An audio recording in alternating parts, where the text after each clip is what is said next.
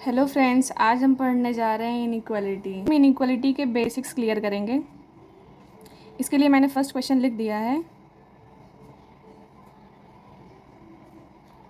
Inequality के question में आपको सबसे पहले स्टेटमेंट दिया रहता है और कंक्लूजन देता है। उसमें से आपको देखना रहता है कि स्टेटमेंट जो दी हुई है और कंक्लूजन ट्रू है या फॉल्स है। उसके बेस पे आपको आंसर्स अपने टिक करने होते हैं। तो इसमें अगर हम देखते हैं, अगर इसमें सबसे पहले तो आप देख लो कि ऑप्शंस कौन कौन से होते हैं। ऑप्शन में फर्स्ट ऑप्शन होता है only first follow, only second follow, either one, either two, both one and two follow, and the last one, neither one, neither two. So in options के बेस पे आपको अपने आंसर्स टिक करने होते हैं। इसमें सबसे इजी तो ओनली वन और ओनली टू में तो आप बहुत आसानी से अपना आंसर ले सकते हो, बट प्रॉब्लम आती है आइदर और नाइदर के केस में। जैसे कि अगर फर्स्ट एग्जांपल मैं अभी लूँ, इस क्वेश्चन में ये जो एक स्टेटमेंट मैंने एक बड़ी सी दे दी है, आपके सारे डाउट सारी चीज़ें आपकी इसी में बेसिक्स आपके क्लियर हो जाएंगे। मैं अगर इसमें कहती हूँ कि अगर ए और ई के बीच में क्या रिलेशन होगा, ए और ई के बीच में आप कौन सा रिलेशन निकाल सकते हो, ए ग्रेटर ई। इसमें मैं देखूँ अगर A greater E, A greater than equal to E, A less than E, and A less than equal to E, and the last A equal to E. इसमें कौन से केसेस सही होंगे? इसमें सबसे पहले हम देखते हैं कि ग्रेटर ग्रेटर ग्रेटर, तो आप रिलेशन फाइंड कर सकते हैं कि नहीं। तो ए और ई के बीच में आपको चार साइंस दिख रहे हैं, ये और ये। सबसे पहला है ए और बी के बीच में greater, than greater equal to, and than equal to, and last is greater than. तो इसमें मैं कहूँगी कि ए और ई का एक जो रिलेशन जो ट्रू है, वेरी ट्रू होगा, वो ए ग्रेटर ई एब्सोल्युटली करेक्ट होगा। तो इसमें फर्स्ट तो एकदम करेक्ट है, पर क्या ए ग्रेटर इक्वल्स टू ई सही है? बिल्कुल नहीं सही है, क्योंकि दो ग्रेटर के साइन और एक इक्वल टू का साइन, और सिर्फ एक ग्रेटर इक्वल टू का साइन है ए और ई के बीच में। तो ए ग्रेटर इक्वल टू ई बिल्कुल नहीं सही होगा। ए लेस देन ई तो सही हो ही नहीं सकता। ए लेस देन इक्वल टू ई बिल्कुल नहीं सही होगा। ए इक्वल टू ई बिल्कुल नहीं सही होगा। अगर मुझे ए और ई के बीच में एग्जैक्टली रिलेशन मैं निकाल सकती हूँ, ए ग्रेटर ई, तो इसमें ओनली फर्स्ट फॉलो हम कर देंगे। ओनली टू फॉलो का तो आप क्वेश्चन में दिया रहेगा कि ओनली फर्स्ट क्वेश्चन ए ग्रेटर ई, सेकेंड दिया रहेगा ए लेस देन इक्वल टू ई, तो इस केस में आपका ओनली फर्स्ट फॉलो, इस आंसर में आप ओनली फर्स्ट फॉलो टिक कर देंगे। सेकेंड केस अगर मैं लेती हूँ ई और आई के बीच में, ई और आई के बीच में आप क्या देख सकते हो? ई और आई के बीच में क्या रिलेशन निकल सकता है? ई एफ से ही तो एफ जी और एच से होते हुए ही तो हम आई तक पहुँच पाएंगे।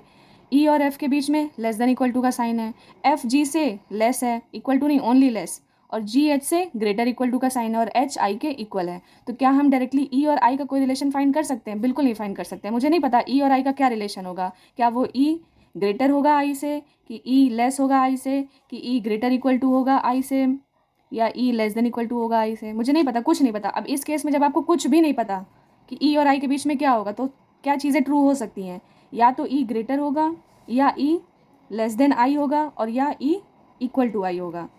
ये केस आते हैं, ये चीज़ें ट्रू होंगी जब ई और आई के बीच में आपको कुछ भी नहीं पता। तो ये तीन केसेस ट्रू होंगे। इसमें अगर जैसे मैं क्वेश्चन दे देती हूँ, सेकंड क्वेश्चन मान लीजिए मैंने स्टेटमेंट दे दिया, मैंने स्टेटमेंट लिख दिया यही वाला जो मेरा ऊपर था, E less than equal to F, less than G, greater equals to H, और इक्वल टू आई। ये आपका स्टेटमेंट हो गया। और कंक्लूजन में क्या क्या ट्रू हो सकता है ई और आई के केस में? मैंने आपको बताया कि ई और आई के बीच में आप कोई भी डायरेक्ट रिलेशन नहीं बता सकते हो, तो इन केस में आपके ये तीन सही होंगे। तो ऑप्शन में हम आइदर और लगा सकते हैं। कैसे आइदर और लगा? अगर कंक्लूजन में एक फर्स्ट कंक्लूजन में दे दिया जाए E greater equals to I, and second option में दे दिया जाए E less than equals to I, तो इस केस में हम आइदर वन आइदर टू लगा सकते हैं। क्यों लगा सकते हैं? क्योंकि ई और आई के बीच में हमें कुछ भी नहीं पता, कुछ भी नहीं पता, तो तीन कंडीशन आ जाएंगी। इसमें तीन कंडीशन दी हुई है, तो आइदर और लग जाएगा। उसके अलावा कोई भी कंक्लूजन होगा तो वो रॉन्ग ही होगा। और का आप नॉर्मल केस अगर हम बताते हैं, तो नॉर्मल केस में जैसे क्वेश्चन थर्ड में एक स्टेटमेंट, इसी बड़े वाले स्टेटमेंट का ही एक शॉर्ट देख लूँ कि मैं जी और आई के बीच में, या मैं एच और जे के बीच में देख लेती हूँ। एच और जे का सेंटेंस में लिखती हूँ स्टेटमेंट छोटा सा, H equals to I and I greater equals to J. अब इस केस में मुझे पता है एच इक्वल्स टू आई है, तो आई जे से बड़ा भी होगा और बराबर भी होगा। सेम केस एच के साथ भी होगा, एच भी जे से बड़ा और बराबर होगा। तो इस कंक्लूजन में, इसमें कंक्लूजन कौन सा सही होगा?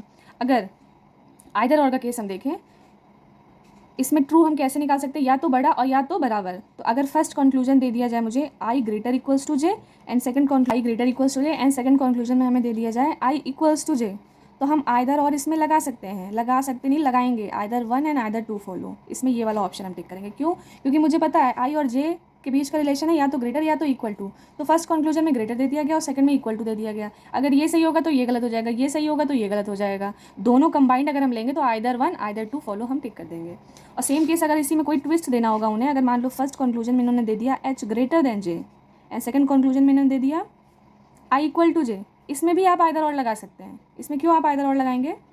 बिकॉज एच तो आई के इक्वल है ना, तो आई के प्लेस पे आप एच रखो या आई लिखो, आपका सब्जेक्ट प्रिडिकेट वाला कोई भी सिस्टम कटेगा नहीं। आप मतलब ये सही रहेगा क्योंकि एच और आई इक्वल है आपस में, तो आप एच और आई की जगह पे कुछ भी लिख सकते हो कहीं भी। जैसे यहाँ पे आई है, यहाँ पे एच लिख दो आप। आइदर और का केस ये सही रहेगा। तो आइदर और के आपने दो केसेस पढ़ लिए, एक जिसमें दो एलिमेंट के बीच में आपको कोई भी रिलेशन नहीं पता है, तो उसमें तीन चीज़ें होंगी, या तो ग्रेटर, इक्वल और लेस देन। उसमें तीन साइन आना कंपलसरी है, तभी आप आइदर और लगा सकते हो। बट अगर ऐसा कोई केस है जिसमें आपको डायरेक्टली रिलेशन दे रखा है कि ग्रेटर इक्वल टू, तो उसमें सिर्फ आपको दो चीज़ों की रिक्वायरमेंट होती है, या ग्रेटर आप लगा दो या इक्वल टू लगा दो। तो उसमें सिर्फ दो साइन की ज़रूरत पड़ती है। इसमें अगर अभी एक कंक्लूजन दिया होता, मान लीजिए फर्स्ट कंक्लूजन दे रखा है I greater than J and second conclusion दे रखा है I less than equal to J, तो क्या ये सही होगा?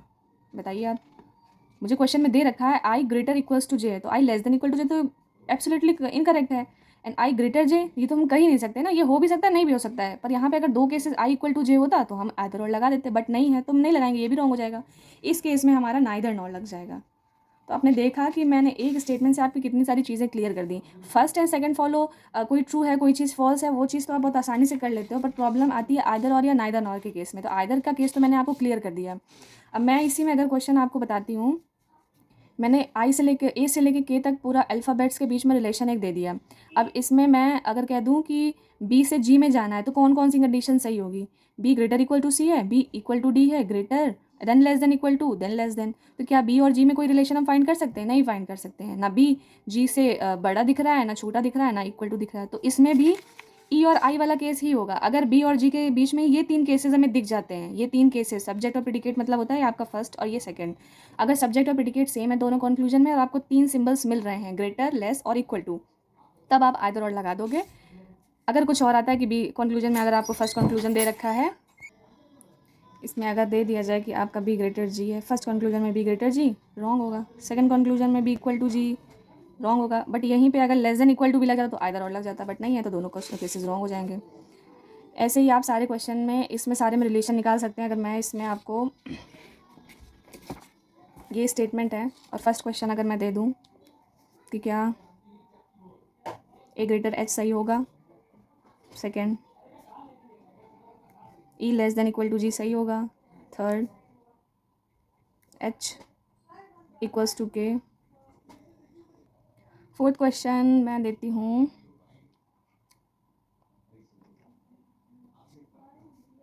सी equals to E and fifth G greater equals to J. अब इसमें अगर मैं देखूँ कि ए ग्रेटर एच सही होगा, ए और एच के बीच में relation greater, greater equals to, equal, greater, less than equal to. यहाँ काम आपका गड़बड़ हो गया। यहाँ तो आपको फ्लो मिल रहा था ग्रेटर का, बट यहाँ पे आपका फ्लो टूट गया बिकॉज ऑपोजिट साइंस मिल गए। तो आप ए और एच के बीच में कोई भी रिलेशन नहीं बता सकते हो, तो ये रॉन्ग हो गया, ए ग्रेटर एच रॉन्ग। अब आप ई लेस देन जी को आप जी ग्रेटर ई भी पढ़ सकते हो अपने आसानी के लिए। जी ग्रेटर ई क्या सही है? आप ऑपोजिट देखिए, जी से क्या ई तक हम जा सकते हैं? बिल्कुल जा सकते हैं, क्योंकि एक ग्रेटर का साइन है और एक ग्रेटर इक्वल टू का साइन है। तो इसमें हम ग्रेटर वाले साइन को ज़्यादा प्रेफरेंस देते हैं, तो जी ग्रेटर ई हमारा सही हो जाएगा। अब थर्ड क्वेश्चन अगर हम देखें एच इक्वल्स टू के, क्या एच इक्वल्स टू के हम कह सकते हैं सही है? नहीं सही है, एच इक्वल्स टू आई है, के नहीं हो सकता, तो ये भी गलत है। सी इक्वल्स टू ई हम कह सकते हैं? नहीं। यहाँ पे अगर हम देखें तो सी ग्रेटर ई अगर होता तो वो सही होता, C equals to E wrong. G greater equals to J क्या सही है?